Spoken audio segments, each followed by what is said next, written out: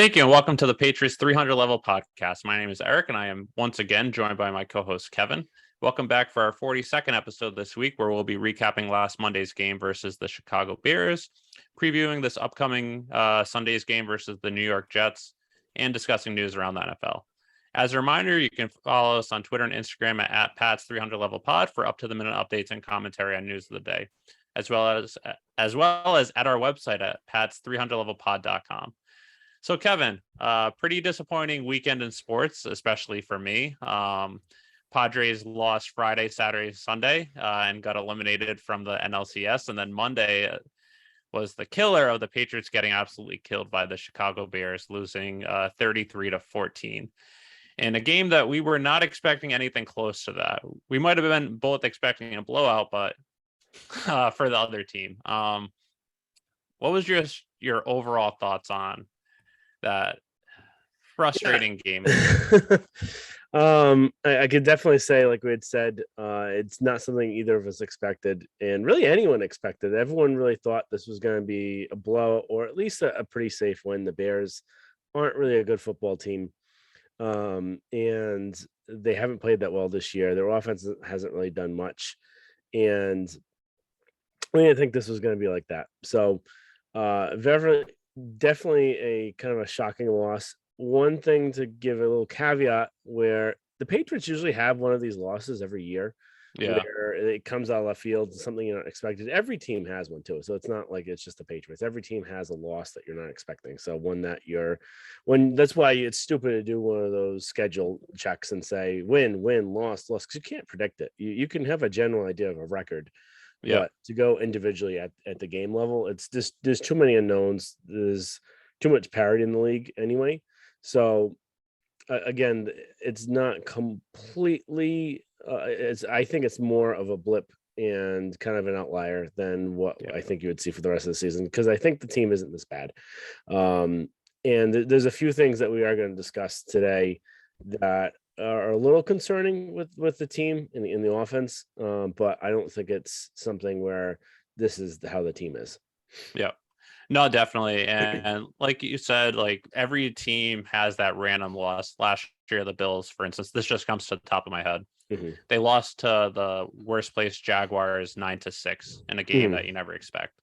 Another, just for instance, for the Patriots, usually they might lose a close game to a bad team where you're not expecting it, but occasionally they'll have a blowout. One that just comes to mind is in 2010, I believe, versus the Cleveland Browns, where they got blown out, I believe, like 34-14 or something like that.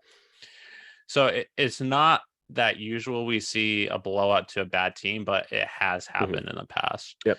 But for me, I think this was just one of the most frustrating games I've watched as a Patriots fan, not just because of the outcome, but you're facing a team that isn't that good, but also very one-dimensional. They can't really throw the ball. They're known as running. And part of the reason why they have success running is because of Field. So if you shut him down, then you pretty much shut their running game down too. And then on defense, they came into the league as the third worst against the run. And that's your strength. And you just weren't able to establish the run. So on both sides of the ball, you kind of had a game plan and you just weren't able to execute.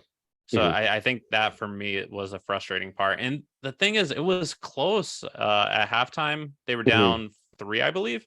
And then they're only down late in the third quarter. So they had a chance. And it's not like it was a blowout from the beginning. They had a chance. I think for me, that was just the most frustrating part, is just everything that went down. The whole quarterback situation, which we'll get into in a minute. Defense, once again, seeing a mobile quarterback, just not able to stop them, which has been a killer.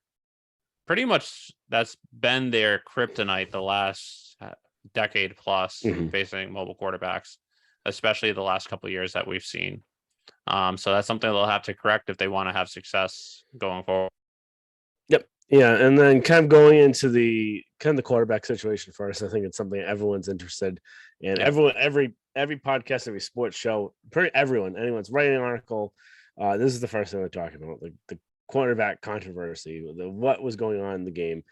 And I do actually kind of take Bill at his word, where what his plan was And I think part of this was actually overlooking the Bears a little bit. And Bill never admit about overlooking an opponent, but I think his general idea was with this game, you're facing the Jets next week. The Jets are actually kind of doing pretty well this year.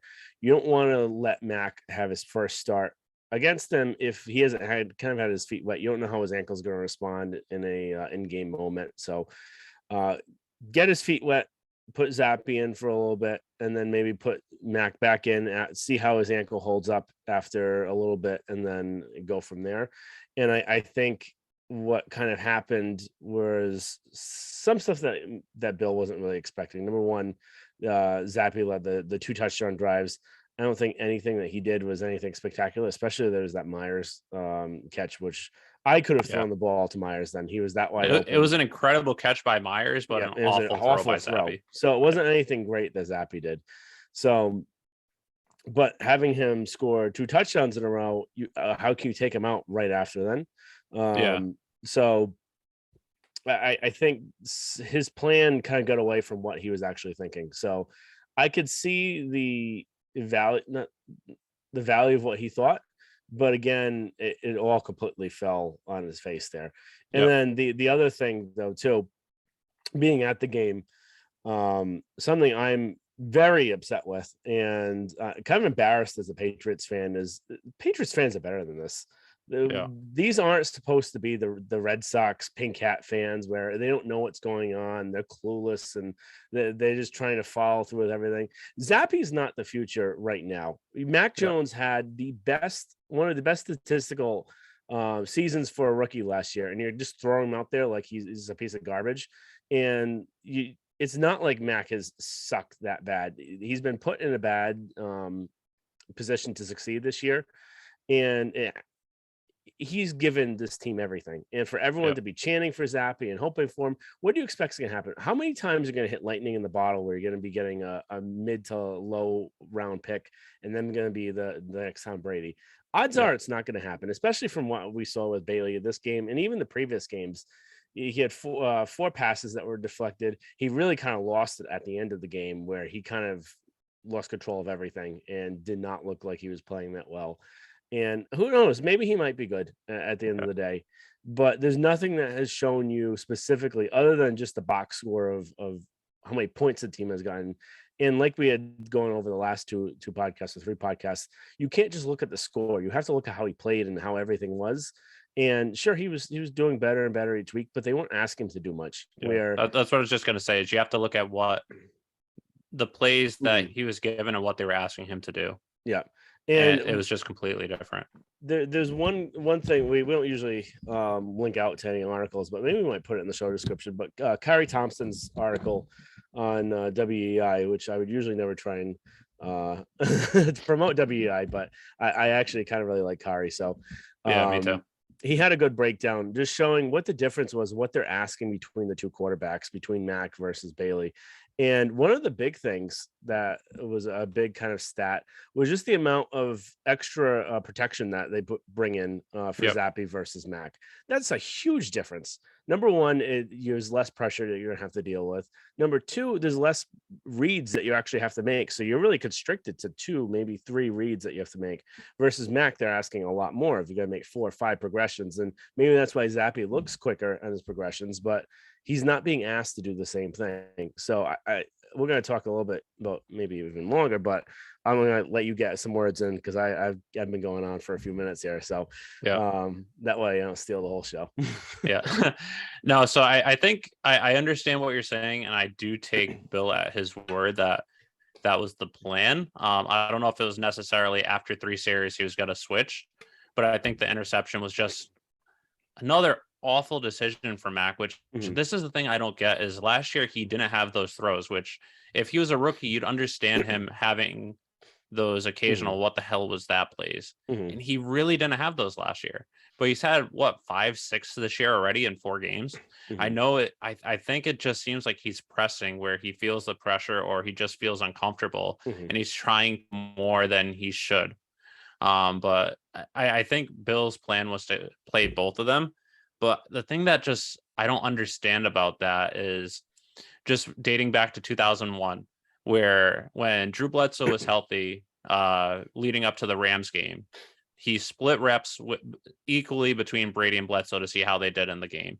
And then during the game, they lost to the Rams. And after that game, he said, Tom Brady is our starter. And he admitted that splitting reps that week wasn't the best idea because you're not giving the person who's going to be playing enough reps. And yet he kind of did the same exact thing 21 years later. So if he never had that, that's one thing. But since he had this, it's not the exact same scenario where it seems Max, they already said Max going to be a starter, but I understand splitting reps during the week if you're not sure Max going to be healthy enough to play, but I don't understand splitting the reps and then splitting the reps in the game too. That just doesn't make sense unless you have like a running quarterback where you want to have a couple like run plays or something like that. If they're both the same type of quarterback, it doesn't make sense to split reps during the game. And it doesn't really make sense to get your feet wet either. I don't understand that at least, but I'd say this is the one defense for there and devil advocate was maybe Bill doesn't have as much where Mac has been pressing lately that he wants to play. Maybe Bill doesn't believe in his ankle health as much as Mac is saying, because Mac is going to do anything he can to get out there, and every player is going to do that. So maybe that's just Bill trying to protect Mac from himself there. And there was even a play that I think it was Giardi had tweeted out. We can go back and look later, but there was a rollout to Mac's left where he was hindered by his ankle because he tried to roll out and then he just stopped and slowed down. So it's still bothering him a little bit. It's not something that he's not 100%, but he's also he's not probably less than 80%. Yeah. But I think maybe this was where Bill didn't have complete faith that his ankles was good enough to do what they needed him to do. And maybe that's also the reason why it's different than the Bledsoe situation where this is a quarterback's feet. It's not like a rib. So it's more with the mechanics, more with how he kind of moves around, and he's been having to run a lot this year, and we saw it even in this game. So it's a lot different, I think, than that Bledsoe situation. So I don't think they're kind of apples to apples.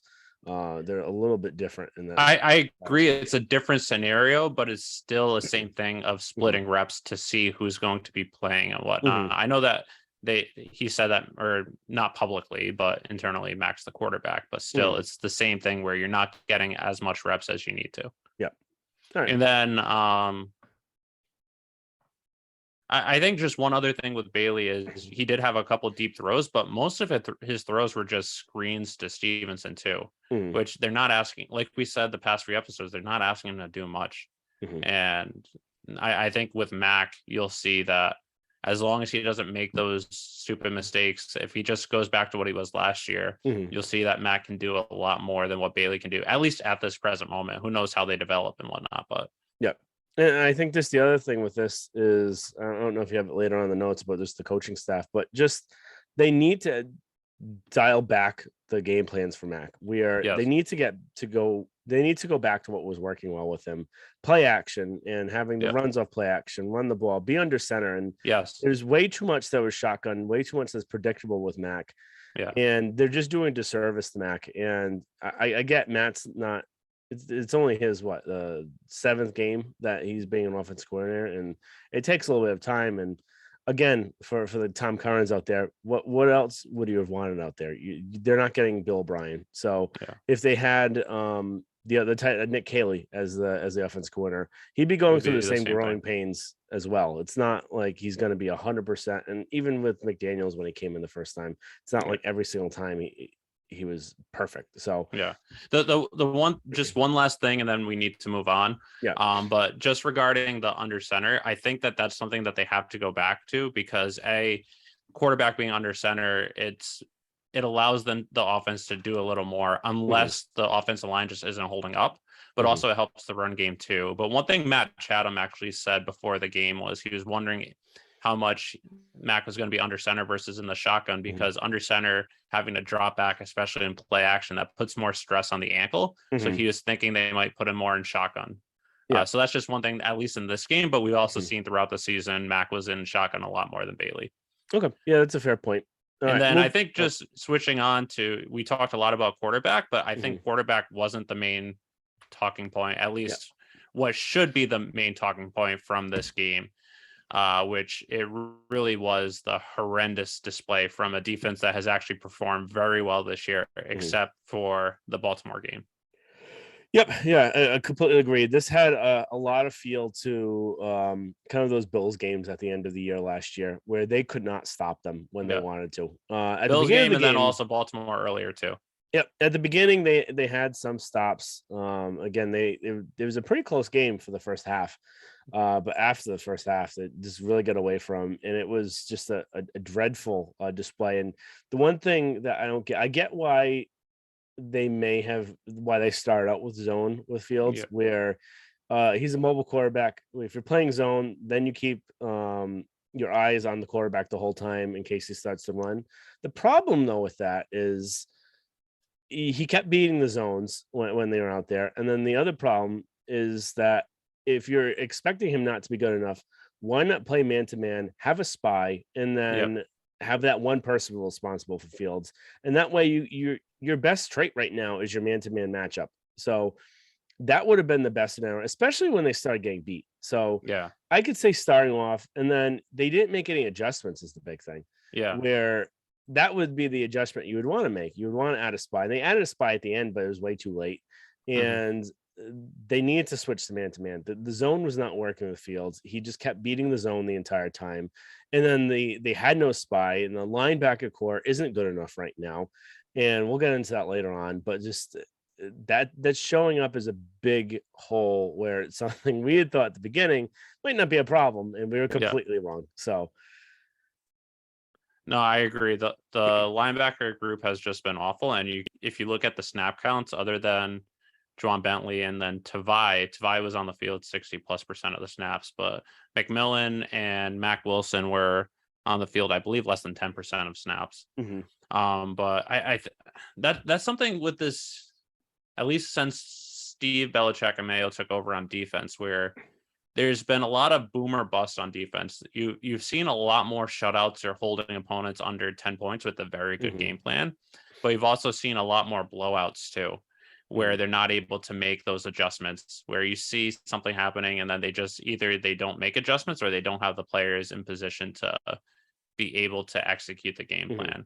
And I wonder how much of it is on Steve, how much of it is just the player personnel group that they have. I think a key thing that a lot of people didn't talk about after this game was the injury that happened to Kyle Duggar, the ankle injury that happened early in the game, which took him out, which he was also missed. And he was inactive for the Baltimore game because of another injury, where he's one of your top 3 defenders, especially at tackling and covering space, making up space. And I feel when they played Baltimore in 2020, where they shut down Lamar Jackson, a big reason was because of Kyle Duggar.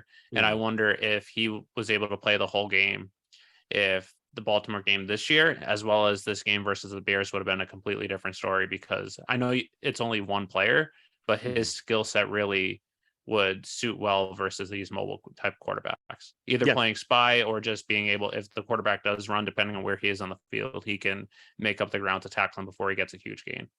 yep, yeah, because he's basically like a faster linebacker and Yep. a little bit smaller, but basically their linebackers are almost the same size. Similar So size actually. yeah, But so Duggar is your best linebacker, even though he's a yeah. safety. So losing him hurts a lot. So that was a big part in this game too. But it also didn't have a few great plays. He whiffed on a tackle in the beginning of the game. But yeah, I think they definitely hurt missing Duggar there. Yep. So Fields throwing the ball wasn't great. He was 13 of 21, 179 yards. But a lot of those completions came on 3rd and long, or him scrambling on 3rd and long. And the defense allowed 11 conversions on 3rd down and 18 attempts. Of those 18 attempts, 2 of them were really in garbage time. And then one was 3rd and long, and they ran the ball to set up a field goal. So it really was 11 of 15, which is absolutely horrendous. I don't think I've ever seen anything that bad. So that's something that they've had some great games in 3rd down and 4th down this year, but even last year and the year before, there's been some games where you need to get a stop. They just can't make that stop and can't get off the field. That was the big thing that killed them last year. And then they've been better this year, but this is a concerning aspect this game, and then also the Baltimore game too. Yep. Yeah. So kind of going into that, you already mentioned Fields a little bit. The running game, Fields was actually the leading carrier for them, which isn't too surprising, just based on their running backs are decent, but if they kind of tried to stop, there's really only the running attack that you really got to focus on. They didn't win with this, and their running backs are pretty good, but they're not top 15 running backs. The reason why they have success is Fields is able to run, and because you have to worry about that threat of Fields running, that allows them to make up more and get longer gains. Where Fields had 84 yards, Montgomery had 62, Herbert had 62. They ran for 244 yards on this team. Yeah. Once again, pathetic. Another bad display of run defense this year, which we saw last year. We saw earlier this year versus Baltimore. We saw last year versus the Colts. Yeah. Just games where they just can't get off the field. They can't stop the run. All right. Anything else you'd like to discuss on the defense, or kind of go on to the running and tackle line, that sort of stuff?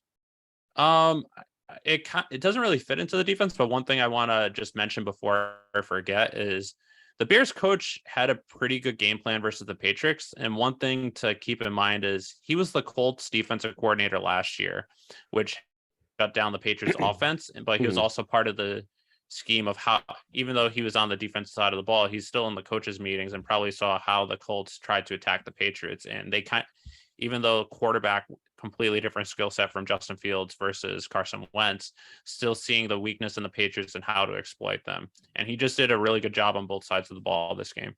Yep. Yeah, and one of the other things too, which I think we forgot to mention, was just the amount of designed runs that they had for Fields, where even McCourty said that caught them off guard, where they look at that Baltimore film and they saw that's what really succeeded for them, and that's what had them added in there. So that's just another thing with the Patriots team, where usually you're used to seeing them, even if they weren't preparing for something like that, usually they would have an answer and they would adjust, and I don't think they really made any adjustments, which is a little concerning.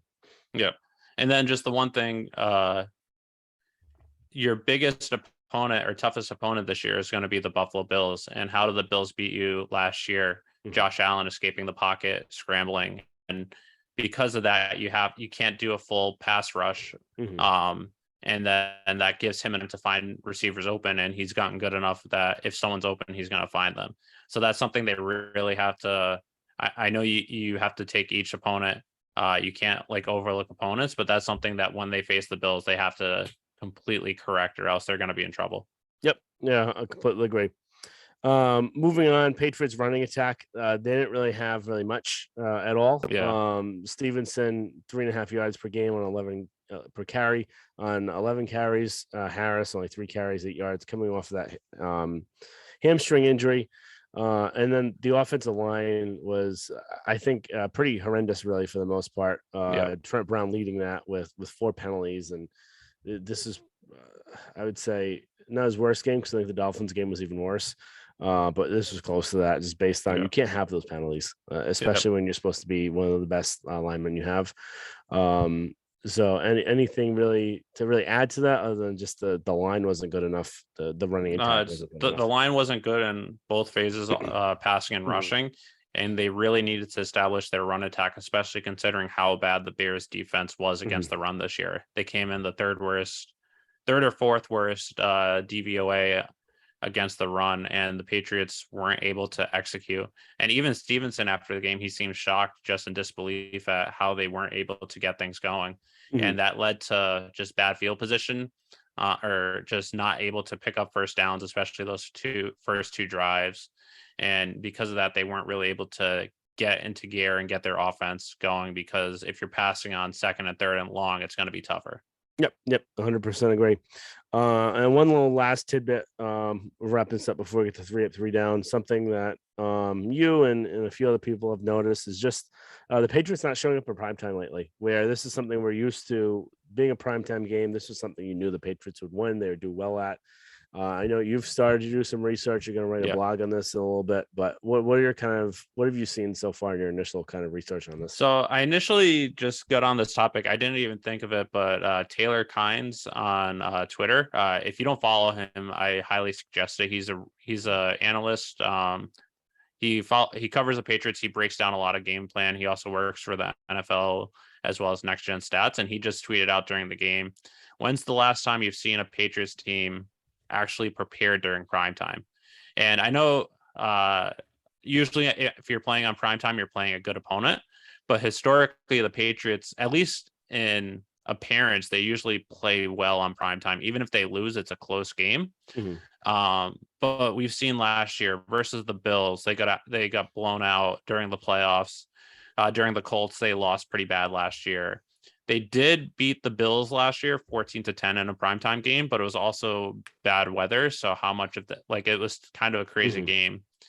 But we've seen this throughout. They did have some good games on Thursday Night Football last year. They blew out the Falcons 25-0. But we've seen historically some games they're good, some games they're bad. Let me pull up the Rams, for instance, a few years ago during 2020. Mm-hmm. They got absolutely blown out 24-3. They got blown out versus the Ravens in 2019 when Brady was here. In 2020 versus the Bills in primetime, they got absolutely blown Mm-hmm. out. And this is just something we're not accustomed to. Not only are you losing on primetime games, you're just not even competitive. And Mm-hmm. I don't know what really the motivations and factors are there. If it's the other team is getting too hyped up because it's prime time and you're just not matching that energy, or if it's just really good game plans. It's tough to say, but it's just something that's really shocking. Yeah, that's Something we good. haven't seen the last before 2019. We haven't seen those previous 18 years. Yeah, I agree 100%, and looking forward to seeing that blog go up and having some good insight there. All right, 3 up, 3 down, real quick, and then we'll get to 5 questions and then preview the Jets. So I think 3 up, 3 down. I ended up getting some more up just to throw them in there, but again, when you lose like this, not really anyone's gonna be up. So who's your first one? So my 3 up, I see all your 3 and I understand, but I'm only going with one. I'm only going with Matthew Judon. 2.5 sacks and another tackle for a loss. He was really one of your only players that really showed up this game. Mm-hmm. He wasn't perfect. There were some times that the offense ran it towards his side, and that's actually something that we've seen. Mike Reese talked about it this week as well in his notes after the game. Is you're seeing a lot of offensive coordinators when he's on the field, when they're trying to run, they're attacking his side. And he has gotten better than he was last year against the run, but it's still not perfect. But that's not really what he was brought in here to do. He was more brought in here to attack the pass. So he was good. He was really your only player that really showed up. Yeah, I was gonna say Judon would be in there for me. Really good on the passing situations. Again, like you had said, the one caveat I was going to throw, and you already mentioned that he was really bad against the run this game. They were running on him and running effectively on him. There were also a couple times when he was pass rushing where he broke containment, and that allowed Fields to scramble and get some yards. So he wasn't perfect either, but he did have production at least. Yeah. So just trying to get some in the ups for this game because there weren't really too many. I'll just throw the next 2 out there. Again, this is just to have some guys, Stevenson and Parker. Stevenson, I think even though he didn't have too many yards, this is probably his best game in the passing game for him. I don't think he's ever had this many completions in a game. With receptions, not completions. And then Parker he had 8 catches, 59 yards, I believe. And then Parker just is starting to look a lot more comfortable where he made one of those other 50-50 catches. He had a really nice slant route where he actually ended up running hard after the route.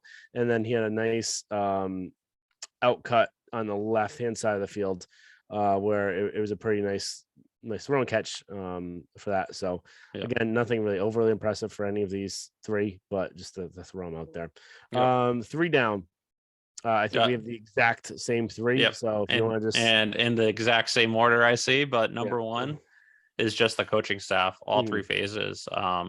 Offense, they just bad game plan. They weren't able to execute. You know that your opponent's weakness is the running attack, and for whatever reason, they weren't able to get the running game going. Mm-hmm. And then when you're passing, you put Mac in some bad situations.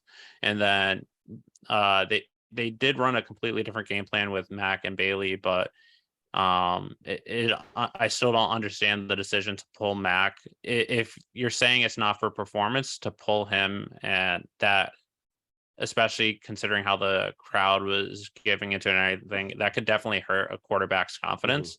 As we've seen with other quarterbacks, I think Mac has better mental toughness, so we'll see how that goes. But if you hear a home crowd that was supporting you last year chanting for your backup, I mean, especially if you're coming back from injury, that must be tough. So, Yep. the whole coaching and defense, like we mentioned, was just atrocious. Yep, nothing really to add there. Next one for me and us and you, Jake Bailey. He was awful in this game. He had I think an average net of under 40 yards, right? You have an average here at 40, but I'm pretty sure it was like 34 point something. That's not net. That's just average. I kind of get the net quick. Yeah, his net I think was like 32 yards. I think it might have been less than that. Could have been less than that. He was horrible in this game, and every time he got up there, after the first two, I just like I didn't have any faith in him. You're paying him a ton of money. I think he's one of the top paid punters in the league now. He was the top up until, I believe, the Jaguars. Another punter just got an extension this week to make him the highest paid. Yeah. But so you're paying him for, I think they extended for 4 years, and he's just not. He's again showing what he was last year, and I think he looks even worse than he did last year. Yeah.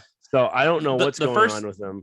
The first game or two, he looked better, and preseason he did, but the last 5+ games, he's just looked awful. He's looked worse than he was last year, and he's looking progressively worse. Yeah, and one of those punts was when the Patriots were still in the game. I think they were down 9 at that time, and he gave a 33-yard punt line drive. It's not that it was 33 yards with long hang time and no return. Line drive, 33-yard punt that allowed a 27-yard return. So essentially a 6-yard net. Just absolutely horrendous in a key situation. Yep. I don't understand what, like, he was on the injury report a couple times last year, so I think I was giving him the benefit of the doubt that maybe it's just injury related, but I'm really starting to get concerned that it might not be. And this, I still think they should bring in some punters this week. If you find one that you feel comfortable with going for 4 weeks, put Bailey on the IR with Foxborough flu and just figure out what the hell is going wrong, because you, against the next few weeks, it might not matter. I know the Jets have been playing well and whatnot, but as the season gets on, when you're playing good teams, especially as you're getting, if you want to make playoffs and playoff contention, you have to win the field position battle. And right now, he is one of the main reasons why, or not one of the main, but a key reason why you're not winning the field position battle. You can't have a punter that's this bad. 100%. And then the next one, Trent Brown, again, 4 penalties, 2 holds, the false start trip, and for pressure wise, he had 1 hit, 1 pressure, and just was not good enough in this game. And I guess you could also lump in the whole offensive line here in the down team, and I'd be completely fine with that. But yeah, it was not good enough in this game. Yep. And then some of those penalties were key, where a lot of them were early on, but they either negated another penalty from the other team that would have given either first down or good field position, or it set you back. So they were key penalties in key situations too. Yep. So just a bad week for Trent Brown. Yep. All right. 5 questions.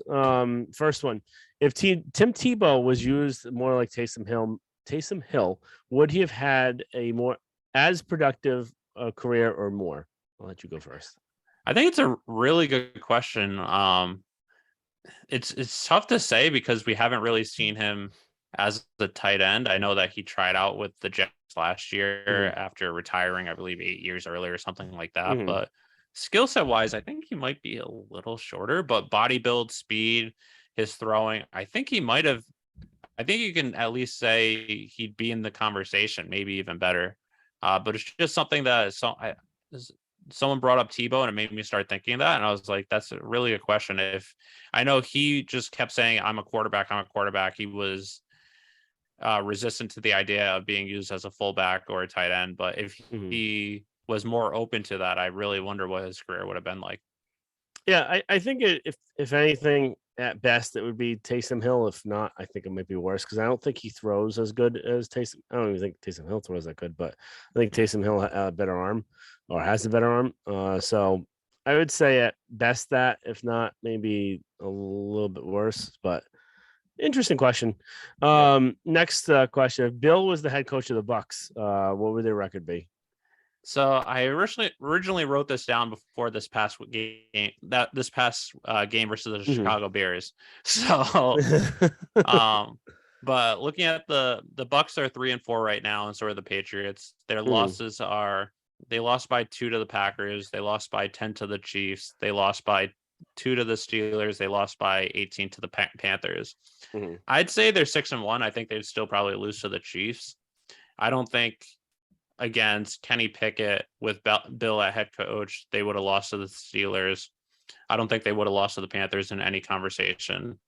And Packers losing by 2, I think he would have been able to figure out them. So I think they're 6-1, but you never really know. I know they're really banged up on the O-line and then at wide receiver, but I think his game planning would have made the difference in those games.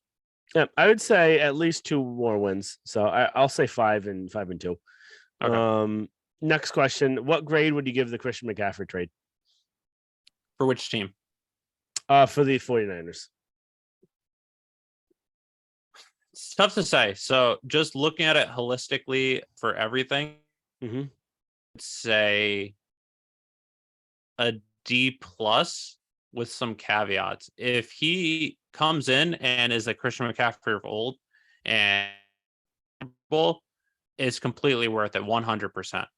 But we've seen you don't give up a lot for running backs, especially aging running backs. And he's someone that keeps getting hurt over and over again, which is common for aging running backs. You have no guarantee he's going to be healthy. I understand why they did it because they feel like they're in position where they can compete this year. And by adding a really good skill player, that'll give him a lot. Gave up a lot for him. If this was 3-4 years ago, yes, I understand. But now he's barely been on the field. And when he hasn't been as productive. So it's kind of high risk, high reward. They're in the same division as the Rams, which the Rams tried giving almost the same thing. I don't know how they had enough draft picks to even do that, but I think they're just going all out. And I think they kind of know that they have to win this year because next year they're going back to Trey Lance. And I don't think they feel confident with Trey Lance either. So go big or go home this year. I'm giving it an F. I was tempted to give a D+, but we just know you don't give that much up for a running back. But especially the other thing that Shanahan's offense is supposed to be known for is pretty much like a plug and play with any sort of running back. And you don't need a great running back for it. His scheme is supposed to make the running back. So what are you giving all this up if your scheme is supposed to be that good? And that's kind of like more of a devil advocate for Shanahan. Is your scheme even really that good? But and again, then another thing with his scheme, just before I forget, is they do a lot of outside zone runs. And McCaffrey on outside runs, in his career, he only averages 3.4 yards per carry. So scheme-wise, I don't know if it's the greatest fit, but he is a really good skill player. So we'll have to wait and see. Yeah. And it might also take a load off of Deebo Samuel as well, too. So give him some rest so he doesn't get broken down. All right, next question. NFL trade deadlines a week from this past Tuesday. What position group, if any, should the Patriots target? And you can even throw a player if you'd like. Linebacker. Yep. I don't think they're going to get any of the linebackers we're going to say. Historically, they'll go after like a Kyle Van Noy type, where he's low on the totem pole, probably playing in a system that doesn't play to his skills, or something like that, where you're not giving up much for it. So I think they need to go after linebacker, where right now your linebacker core isn't that great. You have a 4 safety group, but as we've seen, Duggar has missed 2.5 games this year. Phillips has gone down a few times. You can't be relying on only using safeties as linebackers. You need to get more production out of that group. Yep, I completely agree. Safety. If I was to throw a name, I would say I already forgot his name. Shaq Thompson from the Panthers, who have already said that they're willing to listen to a trade for him, and he's a pretty good linebacker. But odds are there's going to be someone else that overpays for him. And like you said, it's going to be some guy we've never heard of. So, Yep. moving on, last one. What NFL team is the most lost at the QB position currently? Carolina Panthers. Oh, that's a good one. They traded for Sam Darnold last year. They traded for Baker, or they drafted Sam. What's his name? They drafted the guy in the 3rd round. They traded to the Patriots, traded up to get the guy from the Patriots, or from pick number 94. They traded for Baker Mayfield, and right now, with all of them active and healthy, they're playing PJ Walker. Well, the rookie isn't healthy. He's out for the year. Okay, well, outside of him, I meant Sam and Baker because that's who you traded the most for. Rookie, it's kind of a crapshoot, but yeah. I would say the Colts, just because they've gone year after year now with trying to get a quarterback.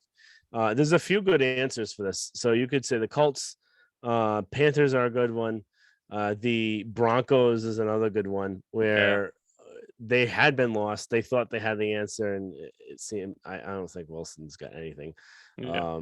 But I would say this is the Colts just because now you're playing a 6th round pick from last year, and you're benching Matt Ryan, who you traded for, and you're paying a ton of money. So, and the interesting thing with them is their last however many quarterbacks they have all been top 3 picks, with Peyton Manning for years, and then Andrew Luck, and then Phillip Rivers, Carson Wentz, Matt Ryan, all top 3 picks. I wonder if maybe they'll go with Jameis Winston, but Jameis Winston was just benched by the Saints. So if they keep going, I don't know if they're going to go with washed up quarterbacks and they'll go with Jimmy G, or if they want to keep going with those top 3 picks, or maybe they'll go with Baker Mayfield or Sam Darnold or someone next year. But I think the Jimmy G is a good comp for the way that they've been trying to go with everything. They're trying to get someone that's past their prime, their initial prime.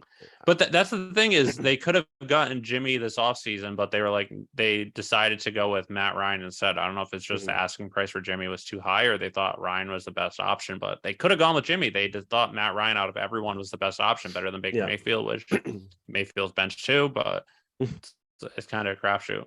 Yep. All right. Moving on, we spent enough time on the past game. We're now going to look forward. Hopefully, have some better things to talk about. It's the New York Jets. Jets are coming in here having probably one of the best records they've had for the first half of the season, and God only knows when. 5-2 record. They've beaten. I don't really think anyone that great. So they beat the Browns. They beat the Steelers. They beat the Dolphins when they're on their 3rd quarterback. The Packers, where now we've seen the Packers are not as good as you thought they would be, and then the Broncos, who stink. So it's not any great wins that they've had, but they're winning. So they're winning the games they need to win. And I think the only one that's impressive for me is the Packers, just because it was in Lambeau and it was a pretty big blowout, 27-10. It's not like they won by 3 or something like that. But they lost to the Ravens, who we've seen is good. They lost to the Bengals, but they barely beat the Browns, barely beat the Steelers, barely beat the Broncos, beat the Dolphins. But as you said, Dolphins were with their 3rd string QB. So I think the first story we want to get to is just the last game too. Another story of a quarterback drafted the same year of Mac, kind of comparing the two. Zach Wilson, 2nd overall pick, versus Mac, 15th overall. Now as we're recording now, it already came out that Mac is projected to be a starter for this coming week. So good to kind of look just to see the 2 different quarterbacks, how they look. What are your thoughts on Zach and how he's doing this year versus last year, and what his difference has been? So I haven't watched too much of Jets tape this year to really analyze him fully. I know he missed the first 3 weeks coming back from the injury, but when he's played, he hasn't done much. 252 yards with 50% completion percentage versus the Steelers, 1 TD, 0 interceptions. Last 3 games, 0 TD, 0 interception. So he's not turning the ball over, at least throwing, but 210 yards, 110 yards, 120 yards. He hasn't been doing much. They've been relying more on their running attack. And Breece Hall, their rookie, was having a great year. He got hurt last week, tore his ACL. He's out for the year. But I think the one thing with Zach, especially this year, something that was brought up by on Twitter at PFFSam_Sam, is when he's under pressure, he's been awful this year. He has a PFF grade under pressure of 23, where when he has no pressure, it's 89.6. Mm-hmm. Yards per attempt under pressure, 1.7. Yards per attempt, not completions, yards per attempt. Yards per attempt when he's clean is 9. Completion percentage under pressure, 16. Completion percentage when he's clean, 76%. He's had 42 attempts under pressure, 54 yards total, 2 interceptions, and he has negative 54 yards due to sacks. So the key to the Patriots defense going into this game, at least for Zach Wilson, is just get him under pressure. And they've been one of the better teams in the NFL this year at forcing pressure. They haven't, outside of Judon, they haven't been great at capitalizing on that, getting sacks. He's had a couple of good games where he actually sacked the quarterback. But if they want to have success, they need to rush the quarterback blitz. Wilson is fast and mobile. He hasn't run for a lot of yards this year. I think he's only run for like 40 in 4 games. Mm-hmm. But I think part of that is just coming back from the knee injury. They want to make sure they don't want him to be running the ball, potentially injuring that knee. But seeing the game plan of how the Ravens beat the Patriots, how the Bears beat the Patriots, they might do some quarterback designed runs, which we haven't seen from them much this year, just because of how those two teams have been able to capitalize versus them. But you want to make sure you're getting pressure. And there have been a lot of plays where if he starts getting pressure, where he looks like a chicken where his head cut off, he runs backwards. He takes his eye off of the downfield. And that's something that I think they'll have to do. But you've seen him just playing. He has the talent, but I mean, so far he hasn't put it all together. I mean, it's only his second year, but I don't know if he will. So we'll have to see how it turns out. What are your thoughts on him? No, I think that's really fair. And something I was going to kind of echo on that is that they've dialed back how much they're asking him to do this year versus last year, where last year they were really trying to have him make a lot of plays and really put the offense on him, which is I think a bad idea especially for a rookie. And you saw the differences between how they coached him versus how the Patriots coached Mac, where Mac was really dialed back. They weren't asking him to do too much. And they've kind of reverted now with the Jets, and they're not asking as much of them. And I think they're kind of scared of him a little bit of making those mistakes, like you said. And those mistakes of the interceptions and how he looks under pressure is really what we saw last year when the Patriots played him, where he had, I think, 3 interceptions in the game, and all of that was under pressure. So I think that's something, the key to the game, get pressure on him. And then one of the interesting things, Breece Hall, well, not interesting in a good way for him, but Breece Hall towards ACL. James Robinson, though, traded from the Jaguars to the Jets. And he's a very good running back. As you know, he came back from the Achilles injury, started the year off really well with Jacksonville. Now they've been playing, I can't pronounce the guy's name, Ateni, who's their first round pick. And obviously going to give more yards to him, but Robinson's a bell cow of a running back.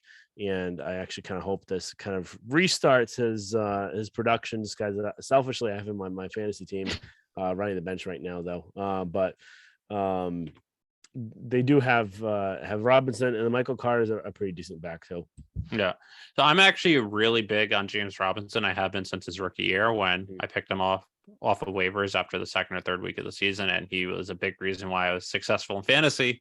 But just watching him, he's a really good running back. He's also pretty good outside the backfield as well, which is something that Breece Hall was doing well for the Jets this year. They don't have many great wide receivers. They did get Garrett Wilson early in the first round, but their running backs mix of Carter and Breece Hall have 41 catches for 380 yards out of the backfield this year. And that's something that with Hall going down might hurt them. But by getting James Robinson, he can definitely fill in that role where he can catch out of the backfield. He's also a really good running back. They did trade for him this week, so I don't know how much he will play, how long it'll take him to learn the playbook, or if they only have him play certain plays that are easy. So that's something to keep an eye on. But if he's able to play a lot, if he picks up the playbook quickly, I don't know if there will be a big decline going from Hall to Robinson. Yep. And then the wide receiver group you kind of already mentioned, Elijah Morris had some issues off the field with them. Didn't play last week. I don't think they've said anything yet about his availability for this current week, but it doesn't sound good just based on everything coming out between them. Braxton Berrios, familiar friend there. They're kind of slot wide receiver. Hasn't had too much production this year versus what he normally has. But it should be interesting to see how they defend them. And then offensive line, losing Elijah Vera Tucker, big injury for him because he's one of the top kind of guards out there. So Yeah. Anything else you'd like to go over with this before we move on to the D? Not too much. Garrett Wilson has had a really good rookie year. So far he hasn't put up like Justin Jefferson or Jamar Chase rookie year numbers, but 28 catches, 314 yards, 2 TDs going for a team that hasn't really. Joe Flacco threw the ball a little bit, but Wilson hasn't done too much. But he's been productive. They do have 2 tight ends. They have Tyler Conklin, who has 26 catches, 230 yards, and they also have. They got CJ Uzma in free agency this year. He was another big addition, but he hasn't been productive. Only 6 catches, 40 yards. So they do have 2 tight ends you might have to worry about a little bit. And if Duggar is out, they might try and attack that, especially depending on who's guarding him, who's guarding them. So that's something to keep an eye on. Rushing attack, try and take out the rushing attack early, force them to throw the ball. And when they throw the ball, watch out for the backs out of the backfield, and then the tight ends, especially if Duggar is out. Yep. Defense, their pass defense is kind of middle. I guess basically their pass and run defense. It's not one of the top tier statistically ones this year, not one of the bottom ones. So this actually would be a pretty good test because the Patriots haven't faced the last game, the Bears actually defense is pretty good. But the previous couple games before then, the Lions and then the Browns, it was a pretty bad defense. So it'll be interesting just to see how the Patriots fare this way. Again, different quarterback than Zappy, but any thoughts on what they could particularly attack here, or is it really just a balanced game? It's kind of a balanced game. In their middle of the road, they're 11th on run defense and yards per game allowed. And that's going up against the Ravens and the Browns, which both had really good running attacks. They do have Sauce Gardner at cornerback, who is defensive player of the week this week for the AFC. And he's had a really strong rookie campaign so far. So it's going to be interesting. They have some players on defense. It depends if you pass the ball. The Jets, even though they are middle of the road, they're 13th best in pass yards allowed at 210 yards per game. They are 3rd in interceptions. So they do make some plays. They do force some turnovers, and the Patriots have the 2nd most turnovers in the NFL this year. So you're going to have to protect the ball, not throw random passes that are the what the hell moments. Try and be more of that game manager, especially if Mac plays. You want him to be more the Mac we saw the first half of last season, where he takes what the defense is giving. He doesn't try and force it to some players, which part of it I think is his own doing, but part of it is also the play designs that the Matt Patricia is calling, where they're more forcing it downfield, where at least at first, especially how he's played the last few weeks, just get his feet running, get his feet wet, do more of those easy plays. And then as the game gets on, that's when you can start forcing it. Because you don't want to turn it over. And the Jets are a team that has forced those turnovers. Yep. I agree completely. I think the other big part of this game, special teams, we've talked about Jake Bailey's struggles, Braxton Berrios, a great returner. And again, if I was Jake Bailey, do not punt the ball in bounds, especially by how bad your punt average has been. Just punt the ball out of bounds. And so the one thing I'm worried with that, though, is if he tries punting it out of bounds, he might get like a 10-yard punt that yanks it out. Yeah, that is a good thing to worry about. But I don't know. I don't think it's good to worry about, but it's something I am worrying about. Yeah. So that's just another thing to keep an eye on, see how they kind of take care of it. And then again, if he has, it doesn't look like they're bringing in any punters, like we said, but if he has another bad week, they got to do something about him. But yeah. All right. Prediction time.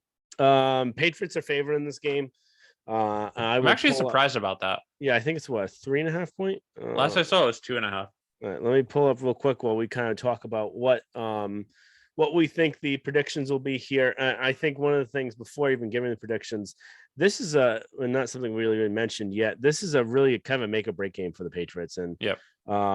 they need to win this game, and they need to look good in this game because there's only 10 games left in the year.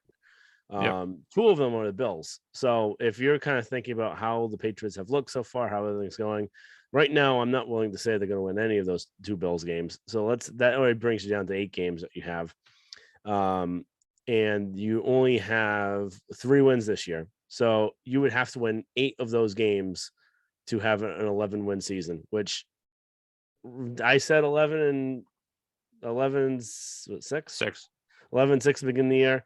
I'm still going to stick with that just because, but it's looking less and less likely that may happen based on numbers. Yeah. Odds are you're probably more looking at a 10-win team at most, unless they pull off something that's really unexpected here. So with those 10 games, you really have a very limited margin for error, and you have to win this game. Yeah. Yep. All the next games coming up are pretty much must-win games. Yeah. So you not must win in that if you lose, you're automatically out, but these are teams that you should win. Yeah. And since you should win, you have to win.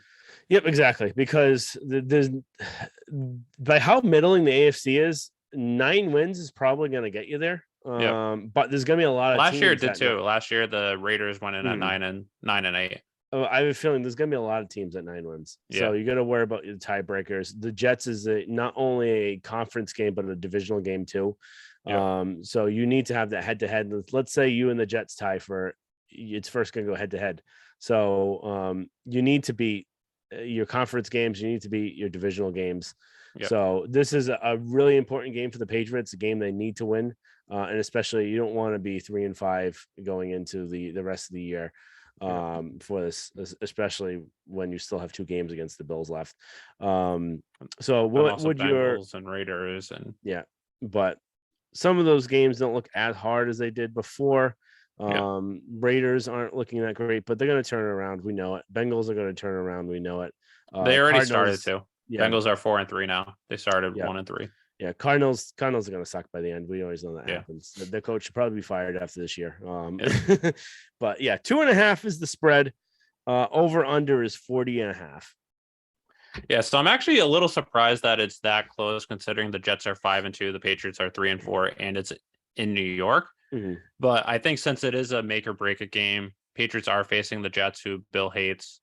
I think this is we're on to Cincinnati game, considering it's the game where you just bury the ball in the practice field, forget about that previous game, and then just go to work. And I think they're going to go to work. How they play this year doesn't back that up. But I think that my prediction is Patriots 38-13.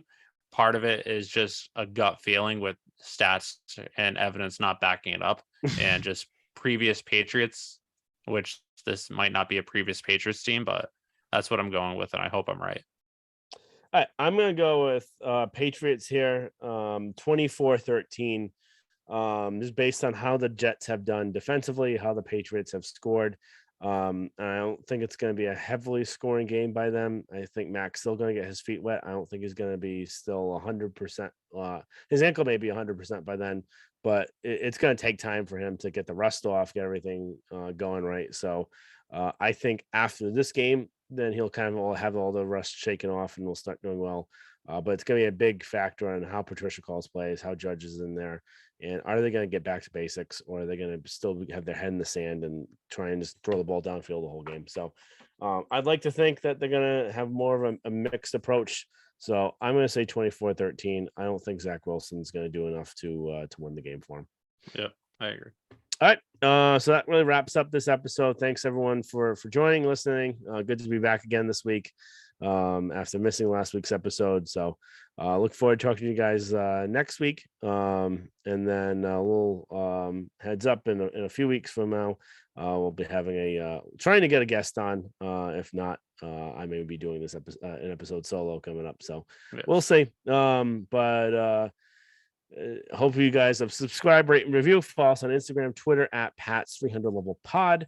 Look at us on YouTube, subscribe there as well. Add some comments if you like anything you disagree with, agree with, anything that you'd like to see change. We're always up for any feedback you guys have, and look forward to talking to you guys next time.